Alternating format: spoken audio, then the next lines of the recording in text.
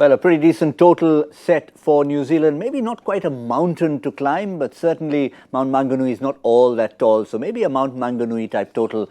296 for 7 set by Team India after losing the toss. Though Virat Kohli did say had he won the toss, he would have opted to bat first as well. Another masterclass from KL Rahul. 112 of 113 deliveries. And once again, doing it batting down the order in the middle order. Shreyas Iyer set things up with 62 of 63. And Mr. Finisher, Manish Pandey, kept his Karnataka teammate company at the very end. So there you have it. Just shy of 300 is what New Zealand have to get to make it 3-0. Let's see what our experts have to say on My 11 Circle presents Cricbuzz Live. Gentlemen, how do you assess that total vis-a-vis what we expected? I thought after using the new ball all his life, Zach would have had enough of it. And now he's got 2 new balls there again. And of course the reason is because spot on in the 290s, early 290s is what you thought. Right? 290s, yes. So if you get close to 300, you always have a chance of winning a game. So that is how Indian bowling should look at it now. And I think they've recovered well after that little shaky start, losing wickets early. You needed someone to set that platform in the middle overs, which the partnership of Shreyas Iyer and KL Rahul did that for the team, and at the back end you will not be able to really have an upper hand if you lose those early wickets, isn't it? And that is something which makes that difference of 20-25 runs possibly. You feel that the team has fallen short of, but nonetheless I think 300, they close to 300 or anywhere around that, you should be able to make it up with some good bowling, early breakthroughs and some good fielding. Yeah, I think I found Rahul's batting enthralling. It's just, form is such a beautiful thing, no? That doesn't matter where you're batting, doesn't matter what the situation is. The ball just loves leaving the bat, and it leaves the bat very nicely when KL Rahul is batting. Look at the score when he comes in. It's 62 for 3 India after 12 overs, and he puts on 100 with Shreyas Iyer, he puts on 107 with Manish Pandey, and 296 is a fantastic score. I guess if your name is Rahul, you keep wickets and bat at number 5 and score runs in limited overs cricket. Yep, and the partnerships, I think that Harsha mentioned, both having a look at, KL Rahul, is the first partnership he talked about was with Shreyas Iyer. And I think if you have 2 century partnerships in the same innings, that says a lot. Rahul contributing 56, 47 there. In this case, he was a senior partner, clearly more set. And Manish Pandey kept him company. So that's again something you don't often see. You talk about 100 partnerships, 2 in the same innings. And India have got so used to getting runs at the top of the order that it's slightly different feeling to say from 62 for 3, you've reached 296. India didn't do a lot of that for a while. So it's a big plus that Shreyas Iyer is feeling at home at number 4, that KL Rahul is feeling at home at number 5. Manish Pandey is a busy player down at 6. If I have only one criticism of KL Rahul's innings, it is that he did a 6 in that over. And there were 3.5 overs left. Someone like MS, who's a great finisher, would have said, right, I've got 6 from this over. Let me milk around. Let me take 3-4 from this over. Make it a 10-run over. I still got 18 balls to get my 30 runs from. And so those 2 balls in which KL Rahul and Manish Pandey got out probably cost India 10. Yeah, but again, as you said, I mean, if they look back on this and if they end up on the losing side, maybe they'll look at it and say that those 10, it's a quibble. It's a small thing. It is. Made 112. But again, I think I'm going to keep bringing that example up, and we'll call it the Kohli factor. It's a quibble probably only because, again, he started setting high standards and you want more and more from KL Rahul. Also, he's a set batsman. So somehow, I think the set batsman has to be batting the last over, because after the arrival of T20, the one thing we've learned is anything can happen in the last over. You can get 16, 18 runs in the last over. Having said that, they got 12 in the last over, so they did all right. But I just thought that with Rahul might have made a difference, but I think it's a time to talk about how well he played rather than complain about that little thing that I brought out. 112 is a fantastic innings. Yeah. He's that 1-6 hit of Jamieson. He'll always play the shot that you remember. There's some players who'll play the shot that you remember in the game. And to me, that was the shot that I remember. And it's shots like that he's played through all these innings. We thought we'd try and put together his last 5 innings in ODI cricket batting first. And this says a lot. Every single time. Look at that. 100 in Visakhapatnam, 100 today at Mount Maunganui. In between, a 47, an 80 and an 88. So different conditions, but every time making it count. The least number of deliveries faced was 52 in this period batting. You know, form is so beautiful. Just asking Zach while we were watching, was there a phase in his career when he knew that whatever he did, the ball would obey him? That if he wanted the ball to do X, the ball would do exactly that and nothing else. I think Rahul is going through that phase. Yeah, I think the kind of form he's in, the numbers also showing that, and it's just about settling in that. You know, with Rahul, we've seen that he went through a phase where he was focusing on things which he shouldn't be focusing on. Like, you know, why am I not given enough chances? Why am I batting at this number, that number? I think he's just moved away from that clutter, and he's just more prepared to deal with any kind of scenario and situation. And it's just those wrists which he plays those onside shots with. I think, you know, he's always had that class, and that's one of the reasons he's been persisted with the team. And now he's showing the results, and I think you know, he should be just putting his hand up for everything. You know, like how he has put his hand up with keeping. I think, you know, he's just in that kind of a zone.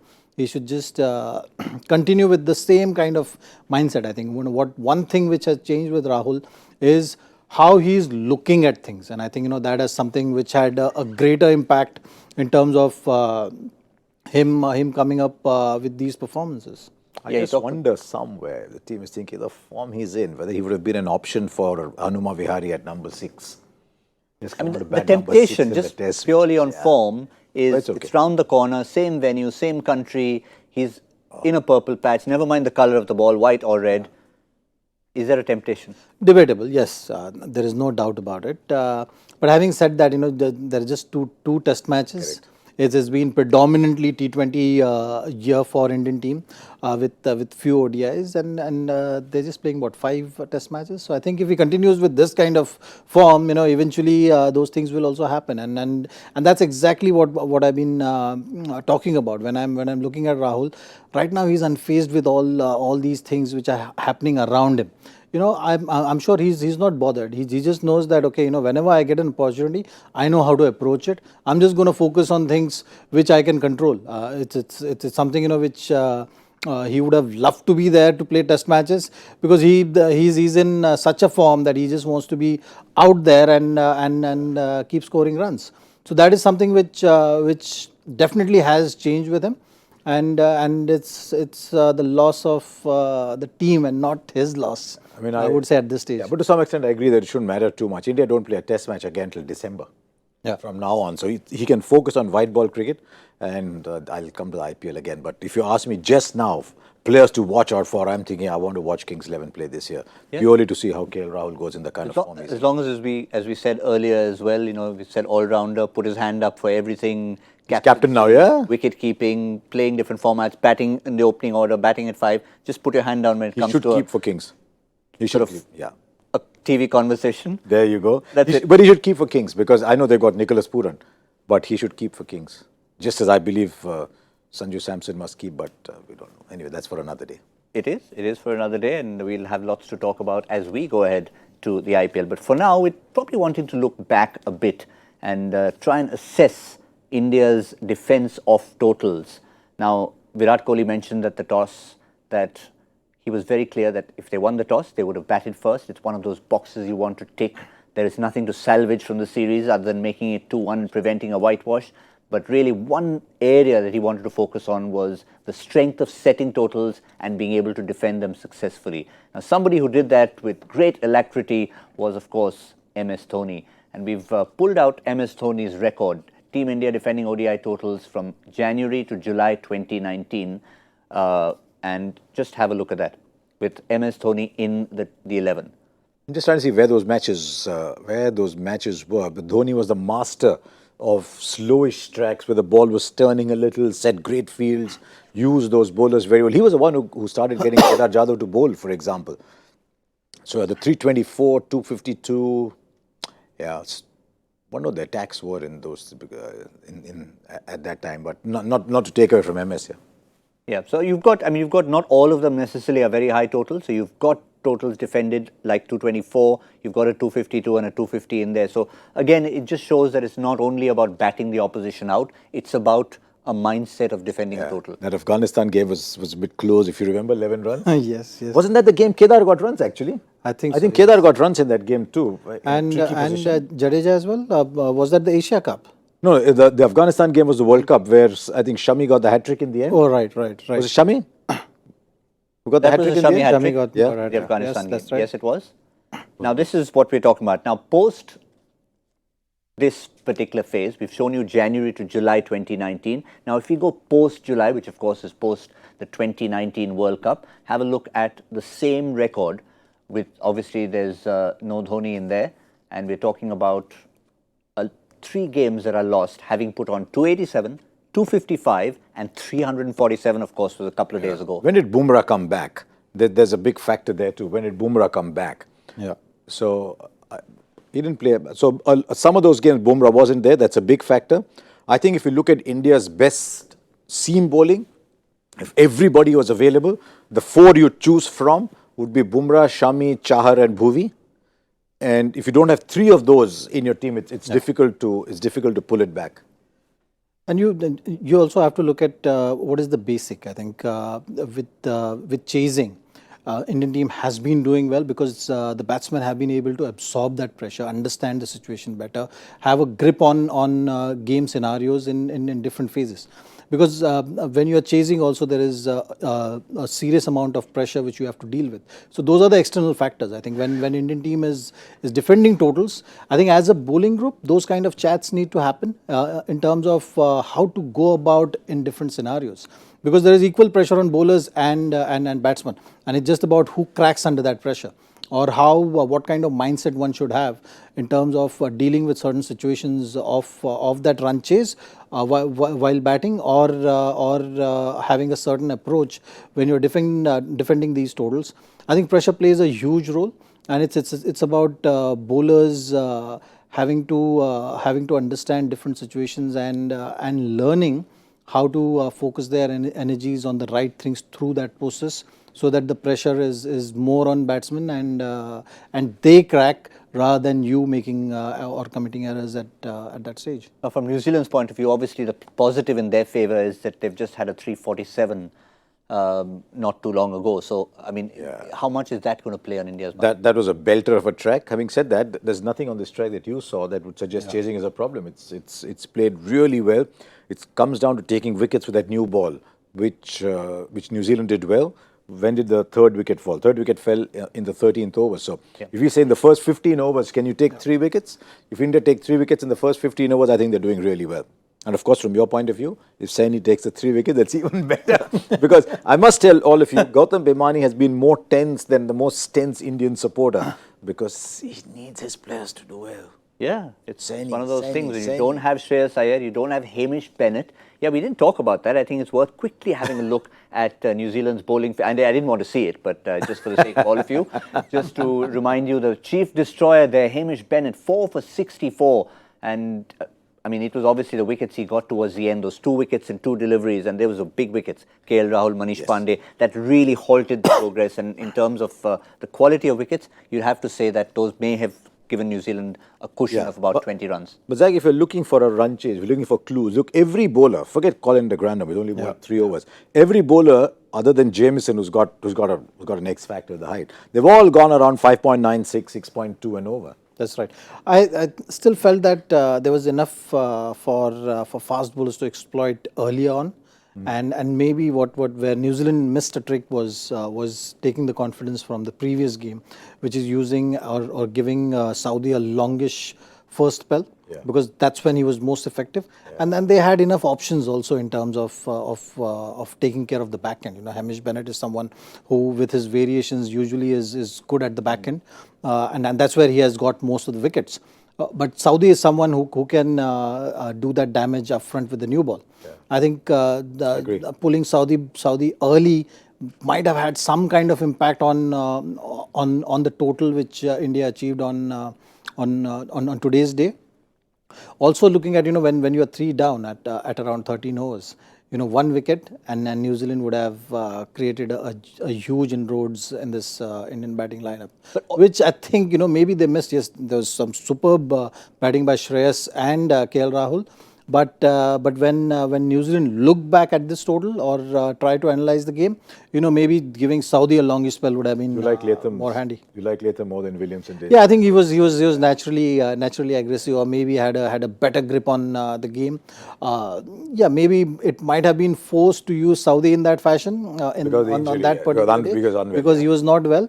But if something has worked, you take cues from that and you follow it up with that kind of same thought process, because Saudi has not looked really threatening with the old ball. I mean, the maximum runs which he has conceded has been pretty much with the old ball. So if he has been effective with the new ball, use him in that fashion. Interestingly, how within the same group we could talk about this. I think Latham versus Williamson is very much like Rohit Sharma and Virat Kohli. Sort of Kohli doesn't play one game of the series, Rohit Sharma comes in, slightly different thinking. Yeah. And they're in different many people people's also. opinion. Yeah. They're different people also. Yeah. Rohit is a lot cooler. Rohit's been in a T20 pressure situation. I just think he's a calmer personality than Virat. So they just bring different personalities to the role. Interesting thought between Latham and Williamson. But, just looking at the way the wickets have fallen, the way that those last few runs have come in there, we've also got something a little special coming your way. Now, we talk about all the stories, and this forum here is where we get to hear so many wonderful stories coming out from the world of cricket. So what we thought was we'd try and get some of these stories out from some of our Indian stars. And it's not just their own stories. It's families around them, it's girlfriends, ex-girlfriends, maybe girlfriends we didn't know about. Where did the ex come from? I was just throwing that in. That's me.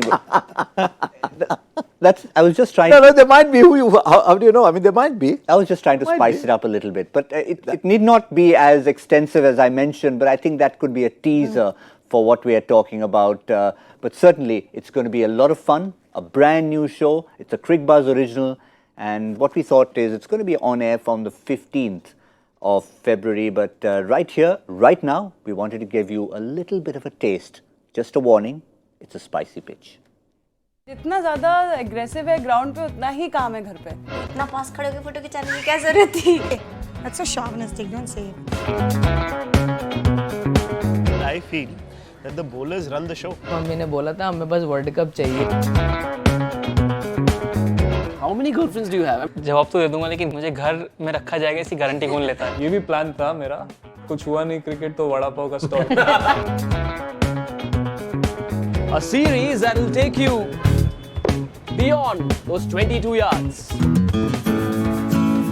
where the players and their families shed light on the person they are, speaking their heart and soul.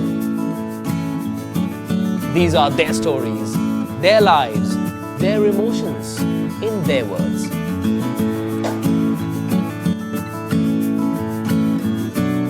Spicy Pitch, showcasing the flavors of our cricketers' lives.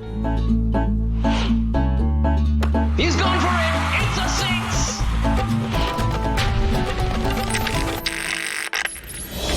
No, I don't think so. I have any complaints about this life.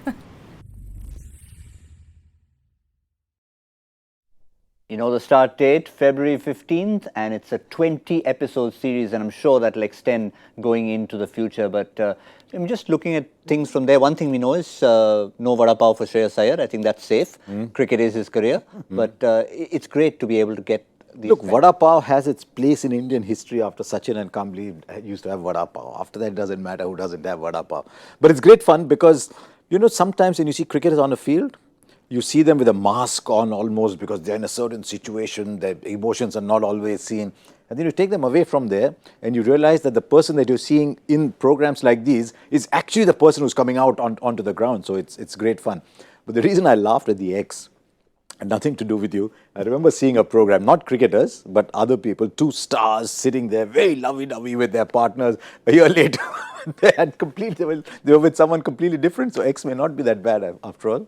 But yeah, it was just them being candid from the olden good fun. days. It was spicy each pitch, other. you made it spicier, so it's fine. If you add X to it, it's going to be spicier.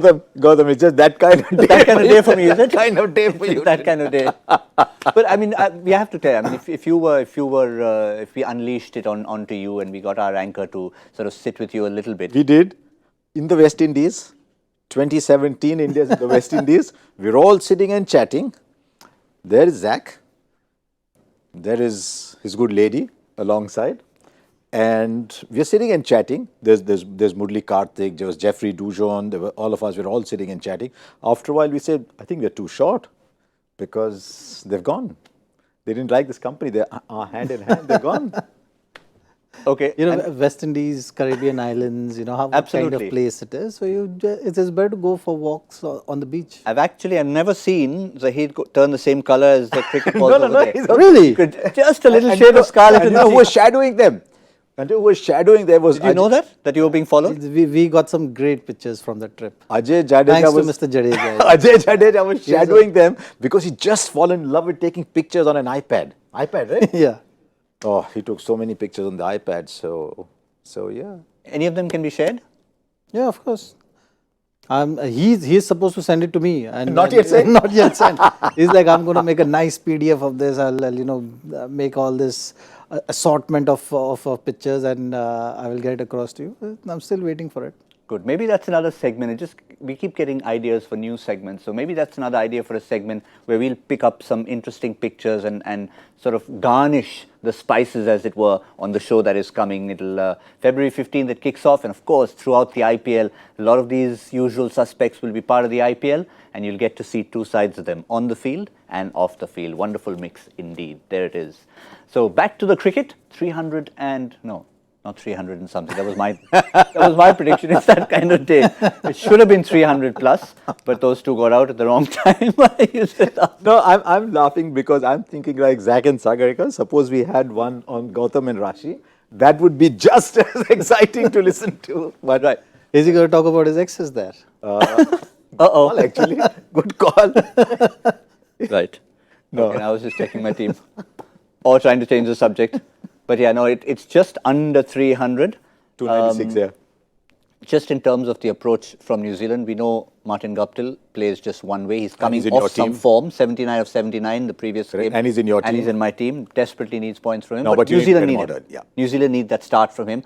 Will Williamson be, coming back after 4 matches in injury?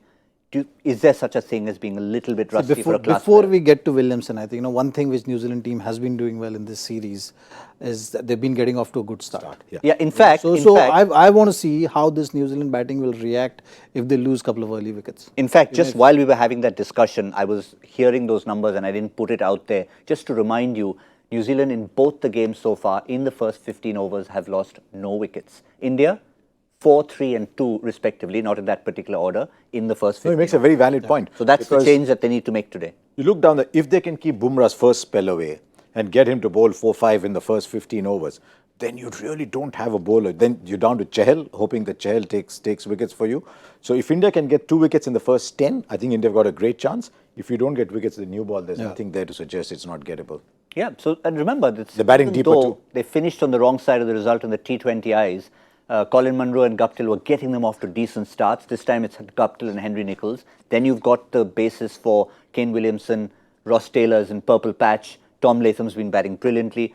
So it goes all the way. And then you still have the 2 all-rounders and Mitchell Santner, 3 all-rounders. And Jameson was man of the match in his first game because he scored runs too. Yeah. So and Southee can swing his bat. So they're batting very deep today. You have to get those early wickets. Yep. So early wickets are the order of the day. But yeah, just coming back to Williamson, is there a factor that India can say that he's coming back from injury, or if you're a class player, you just go back as if nothing had happened? You just go back to what you do best, and I think and that's why someone like Kane Williamson or these Fab Four of the worlds which we often speak about, for them when they are ready, they are ready. It's as if they've not missed a single match. So that one thing will stay with Kane Williamson for sure. I think as far as his batting is concerned. But from India's point of view, I think they got to think wickets, and then maybe a change in the stack up of overs, use Bumrah little differently. Maybe just give him couple with the new ball, look to get that early breakthrough. If he doesn't, pull him out as quickly as possible, and maybe use him in those middle phases to make the play. Because that's where Ross Taylor will be there batting, or Latham will be there, or Kane Williamson if he's in and batting well. So I think that's something which they can look to change today. Saini and Shardul both have been bowling well. So maybe shorter spell for Bumrah, first 10, use him differently, might work for you. But also, I mean, I don't know, we don't really necessarily always want to bring it up, but no sixth bowling option for India. New Zealand had that today, no luxury for India. No, I mean, one way of looking at it is what happens if someone walks off with an injury. That means you've got to go to Kohli or go to Shreyas. Those are the only two who can give you a couple of overs. But the best teams, even in a 60-over World Cup, actually played with just 5 bowlers. And I remember the time for India when Nayan Mongia used to be keeper and used to bat at 7, Robin Singh used to bat at 6, and Robin used to bowl 10 overs every time. Of course, you had Ganguly and you had Sehwag, whatever. Sehwag hadn't come then. You had Saurav and Sachin around that time, if required. But sometimes you just say, I don't have a sixth option. So come what may, the responsibility on the bowler to deliver 10. Is there I mean, just in situations like this, when you look at players who can obviously bowl a bit, do you see situations where you tell them that, okay, we're playing with 5 bowlers, just roll your arm over in the nets in case? Someone like a Shreyas Iyer? I'm sure they must have done that.